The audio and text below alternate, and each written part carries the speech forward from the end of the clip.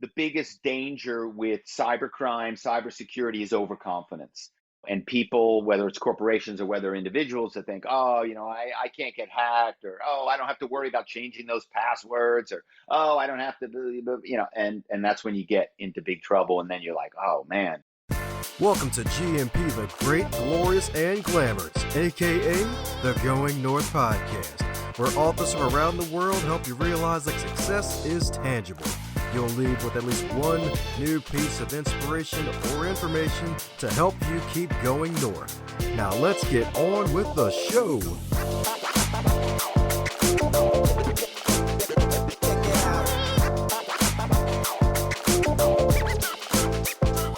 Today's episode is sponsored by both books, Going North, Tips and Techniques to Advance Yourself, and the follow-up bestseller, Stay the Course, The Elite Performer's 7 Secret Keys to Sustainable Success.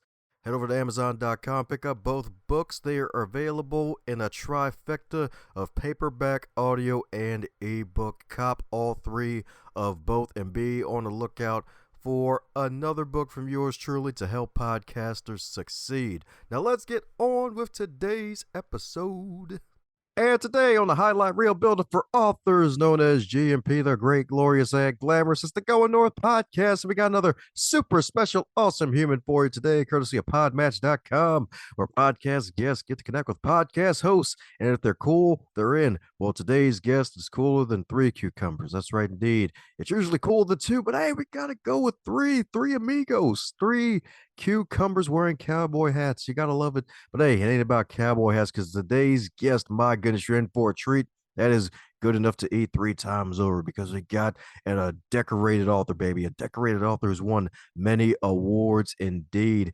And my man is probably, I think, the first on this show who was actually the world's #1 corporate spy. We had someone that worked at the FBI, but somebody, my goodness, this guy right here was the world's #1 corporate spy. And you're going to find a little bit how he became the elite man that he is today, because he is the one and only, the rare and kind himself, Robert Kerbeck. How you doing today, Robert? Ooh, what an introduction. My God, I gotta record that and play that when I get together with my wife, and maybe I'll think she still loves me.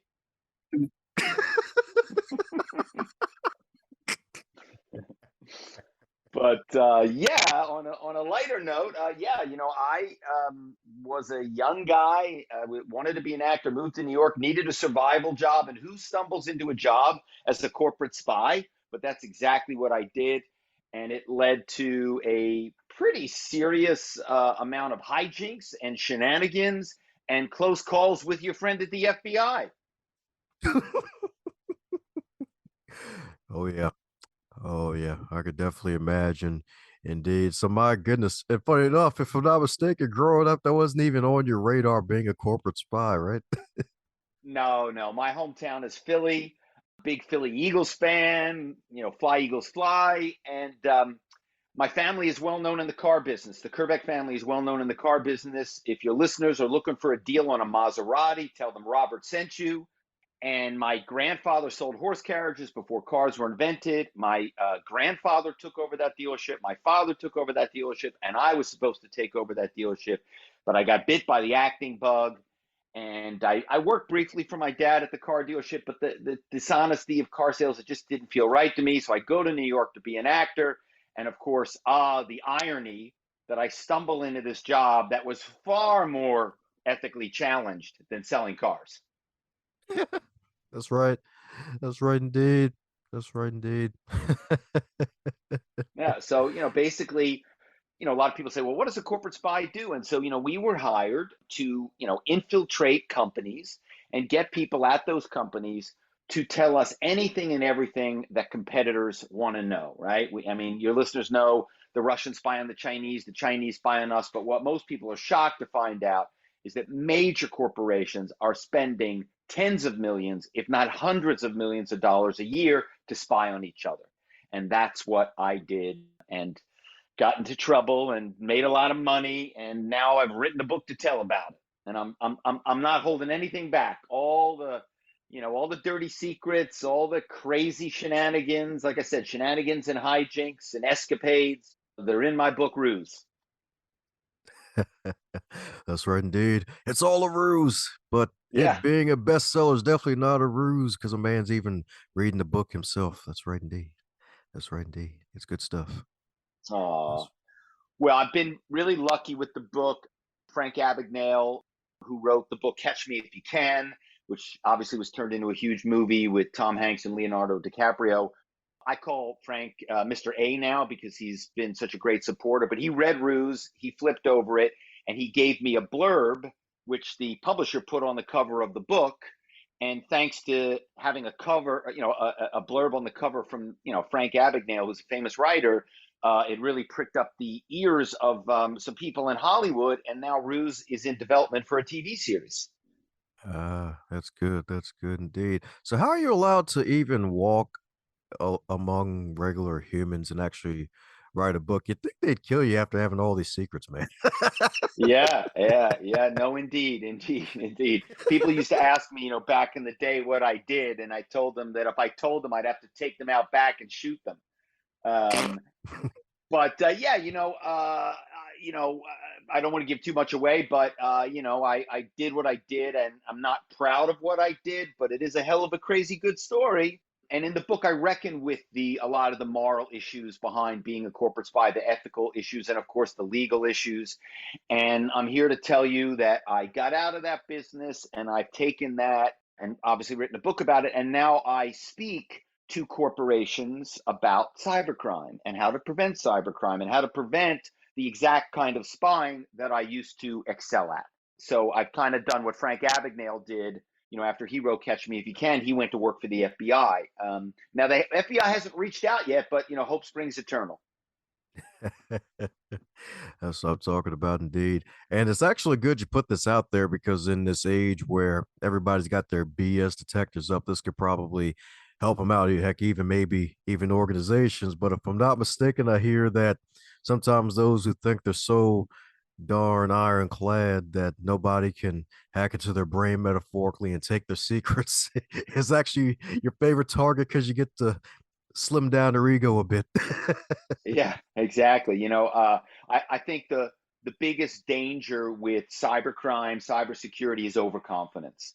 And people, whether it's corporations or whether individuals that think, oh, I can't get hacked, or oh, I don't have to worry about changing those passwords, or oh, I don't have to, and that's when you get into big trouble. And then you're like, oh man, I have a hospital client that they have 5 small facilities and they basically got shut down by a ransomware attack because somebody on the inside gave information to someone. And as a result of that, the hackers were able to penetrate their system. And this hospital couldn't even make an appointment for 10 days, couldn't do Mm. anything for 10 days. They were literally shut down. And so that's a real cautionary tale that even small businesses, not just large businesses, and in some ways, small businesses are even more at risk because, they don't have the financial wherewithal, small business, to pay crazy amounts of ransomware.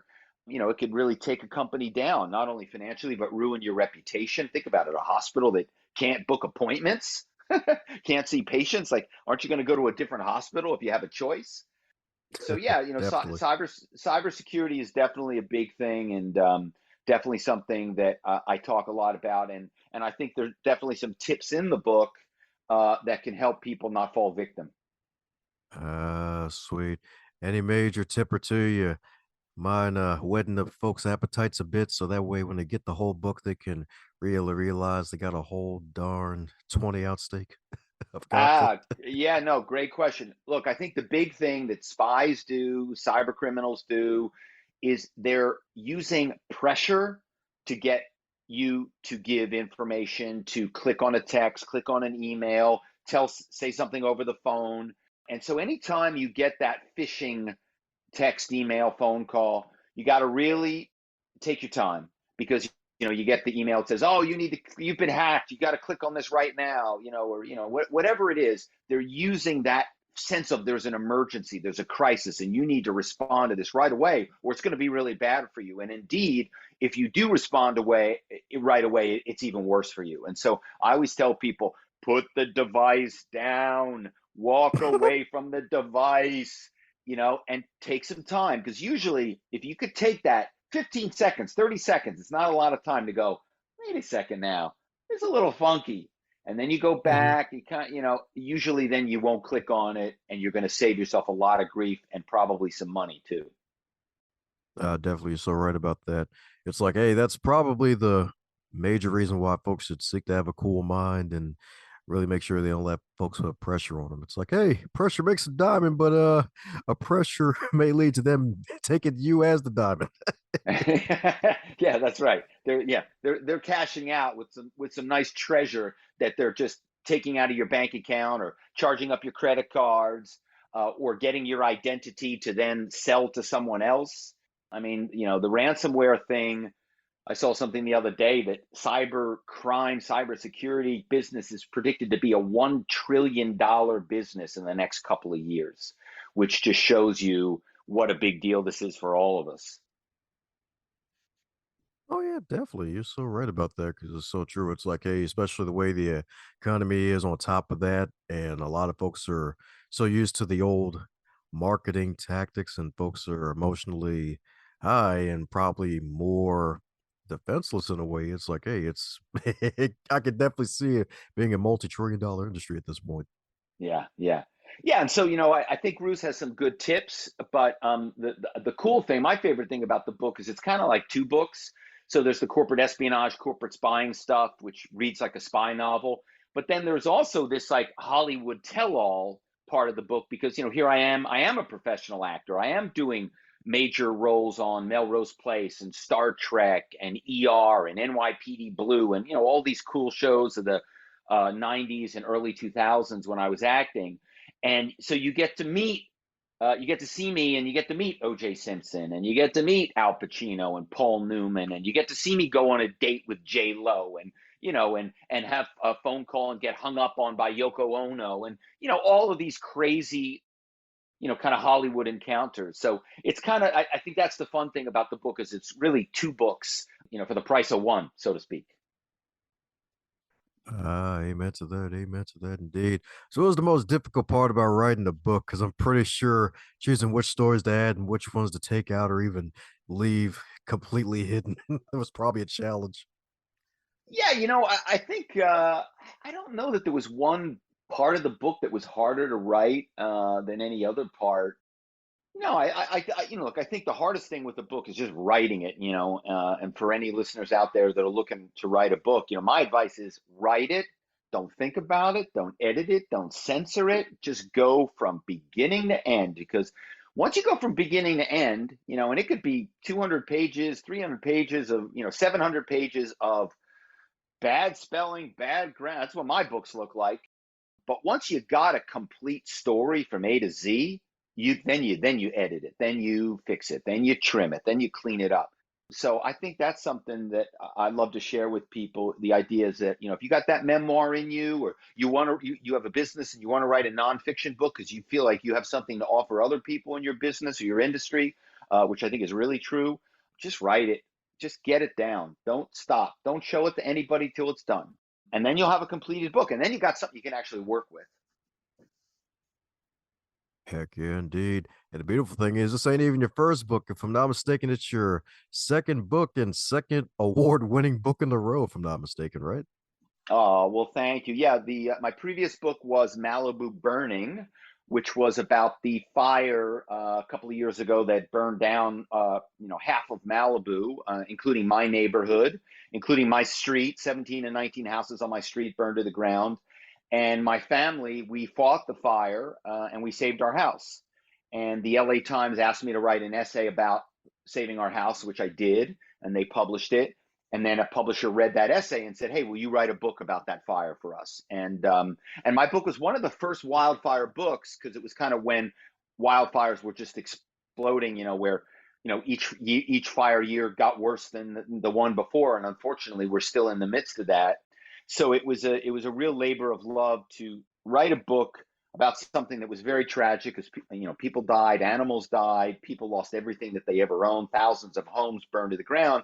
But I also offered tips for how we get out of this terrible cycle, and I'm really happy that a lot of people are following up on that, and the state of California is doing a much better job now of making sure homes are more resilient, and a lot of good stuff has come out of that tragedy. Hooray! That's what I'm talking about, indeed. My goodness. If only we took that global warming a lot more seriously 10, 15 years ago. I know, right? I mean, look, it's not rocket science in that if you have a hotter planet and you have a drier planet, you're going to have fires and the fires are going to be worse. And that's what we're seeing here. And now, not just in California, right? In Oregon, Colorado just had a terrible fire. New Mexico just had a terrible fire. Australia's had terrible fires. Canada's had terrible fires. Europe's had terrible fires. I mean, it's pretty clear, right? Heck yeah. That's right, indeed. Clear as water. That's right, indeed. It shouldn't be clear as mud anymore at this point. It should be clear as water. Oh man. So my goodness.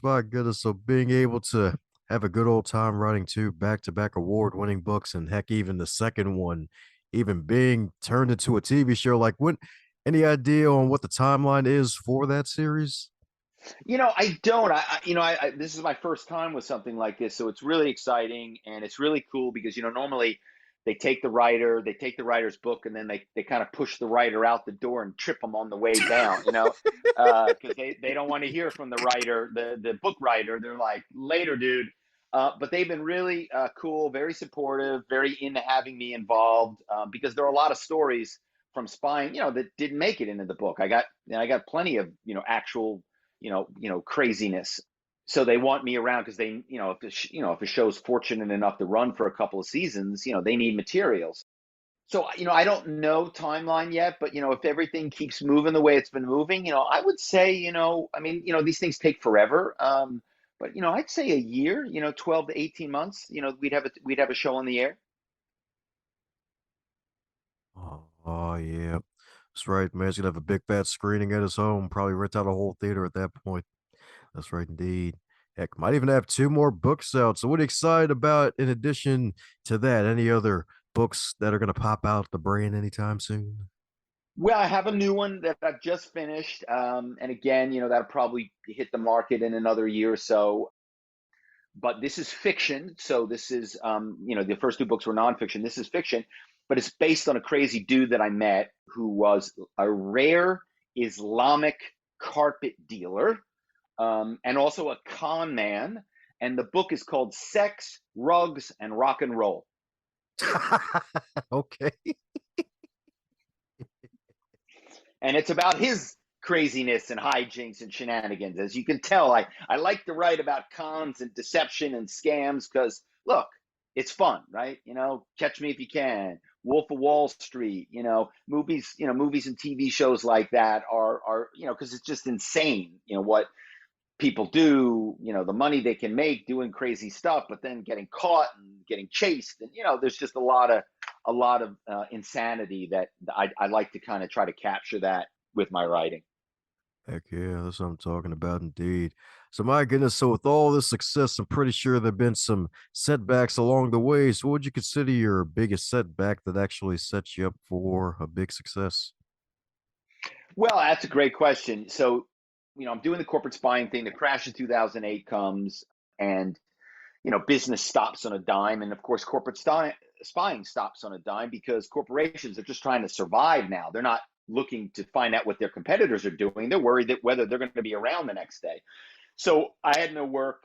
I had a mortgage family, so I had to take a job in corporate America. I'd never had a job in corporate America, and I take this job in corporate America. And what I found uh, doing this job was that the lying done face to face was far worse, seemed to me to be far worse than the lying that I'd been doing in terms of the spying. And here I thought, my fellow employees, we were teammates and we were working together and we were all on the same team, and everybody was scheming against everybody and stabbing people in the back. And your listeners probably are more than well aware of office politics, and everybody's trying to get that promotion and everybody's trying to get that raise or that bonus or whatever it is. And the way they do that is they put you down and build themselves up, right? In most corporations. I mean, I'm sure there's some that have good corporate culture, but most industries, especially the cutthroat ones, they're pretty toxic. And so I do this job and I'm miserable and I get fired after a year and a half. They never pay me all the things they told me they were going to pay me. And I was so depressed that I sat down one day and I wrote a suicide note. but it wasn't me writing a suicide note. It was this character in that carpet book. And it just kind of came through me, and I showed it to a friend, and he's like, wow, this is, pretty good story, and I had to do a lot of work to improve my writing. Like I said earlier, I just wrote the whole story from A to Z, and then I went back and, here I am now, 8 years later, and that book is finally going to get published, right? And it just shows you about sticking with it. But that really changed my life. Kind of circling back to writing, I had been an English major at school, but I hadn't really, taken advantage. I hadn't used those skills.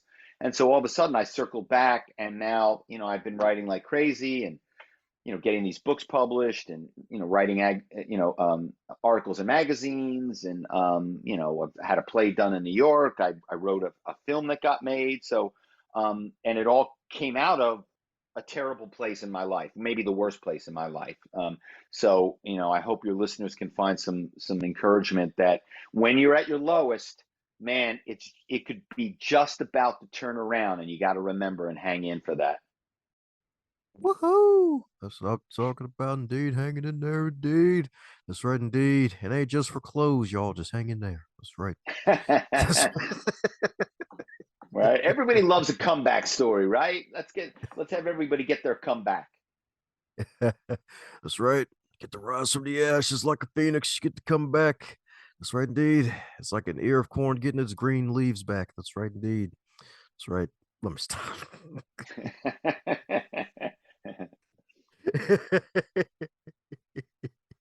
What am I going to say about a corn on the cob? It's about my man, the wonderful Rob himself. So, since you've been on a boatload of podcasts promoting the good work that you're doing with this marvelous book, is there a question that you wish folks would ask you more often? Oh man, that's a tough one. Not really. I mean, I've been really impressed with the podcast community. People like yourself, you got my book on Audible, you listened to my book. People really, not just take it seriously, and also have fun, because you got to do both. But I just love the community. I tell people, I live in Malibu, California, which is a place that a lot of people visit and like to visit. And I tell everybody that is kind enough to have me on the program, you got to come out to Malibu, California, and visit. And let me take you out for a coffee. Let me take you out for a beer. Let me take you out for lunch. Whatever you want. And I'm here to tell you, 3 people have already taken me up on that offer, and we've just had a good old time and become pals. And it was just amazing. Like, I got new friends because of podcasts. So, Dom, you're cordially invited to Malibu, California. Oh, sweet. That's right, indeed. That's And right, listeners, indeed. you know what? Let's just go crazy, Dom. We're inviting the listeners too, okay? Listeners, you are invited to come meet me in Malibu, California. Go to my website, robertkerbeck.com, Kerbeck. You can email me from the site. You can put your dates in there, and we will meet up, and we will get to know each other, and we're going to have a great time. That's what I'm talking about, indeed. That's what I'm talking about, indeed. And heck, since he's a corporate spy, he knows all the great places, all of them. That's right, and they're indeed. and they're free for me too, because I'm going to hack somebody's credit card. So we are going to live it up. We are going to drink and eat for free. So listeners, come on out to Malibu. That's right. And don't worry, it'll point to some guy named Rusty Shackelford. It won't even point back to either of you. That's the good news. No. Right when we're leaving, the cop cars will be pulling up, but we'll be in our cars driving away when that happens. It's all good. Oh, well, that's good to know. There you go. So you're that right, folks. You may be fodder for the upcoming TV show Ruse. You may not be in the show, but you'll be fodder for it. There you go. That's right. Well, you know what though? Some listeners might be like, you know what? I want to get arrested because then I'll really be in the show. Some people might want they're gonna go all in. Like all in. And they'll be like, I thought he said it was all a ruse. Yeah. No, I'm sorry. You just got 2.5 years. Sorry, buddy.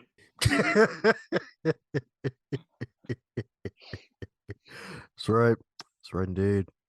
I be telling folks, them trapdoors be real, y'all. They be real. But don't worry, Robert's got you covered like a blanket.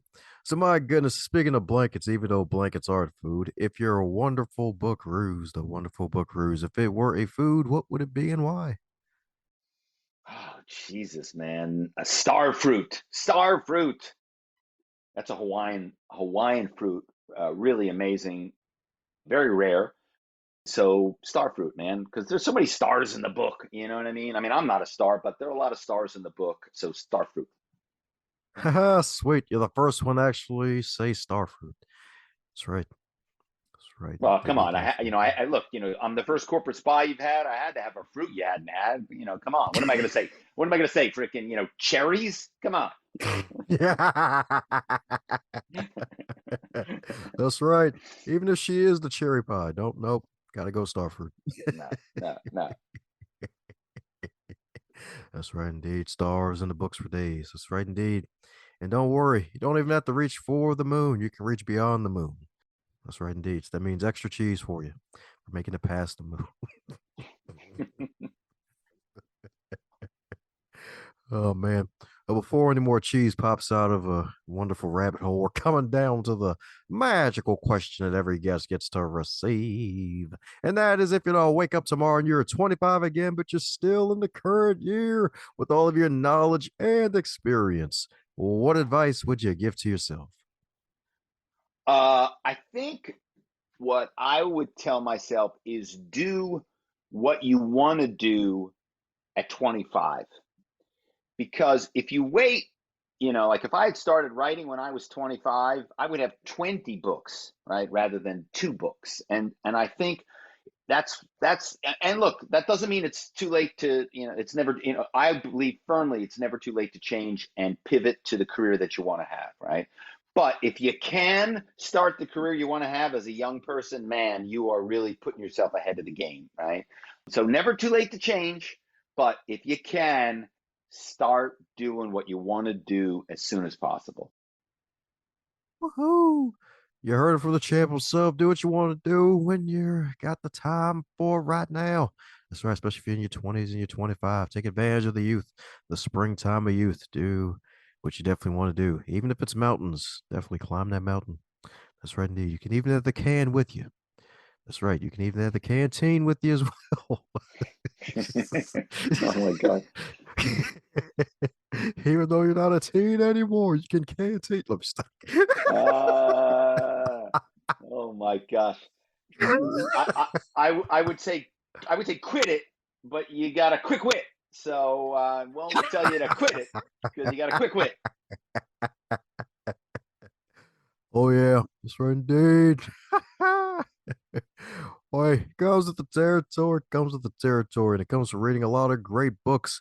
And speaking of great books, folks need to add yours to their library and the libraries of their friends, and heck, even maybe penguins. So for those need to do just that and keep up with your journey for when you write some more goodies to put inside people's brains, what's the best way for folks to do so?